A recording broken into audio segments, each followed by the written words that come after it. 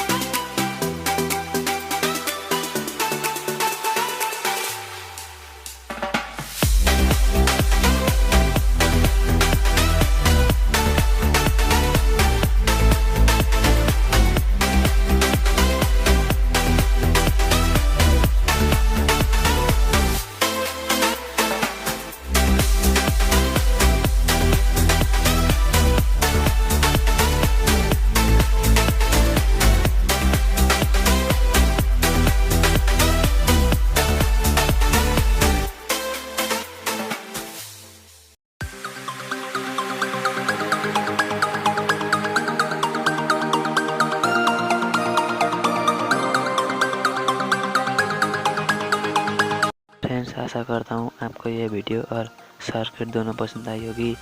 Video पसंद आई है तो लाइक ज़रूर कर दीजिएगा। और चैनल पे आप नए हैं तो सब्सक्राइब करके बेल आइकन को प्रेस कीजिएगा ताकि आपको हमारा हर नए वीडियो की नोटिफिकेशन सबसे पहले मिल सके। फ्रेंड्स, आज के लिए बस इतना ही।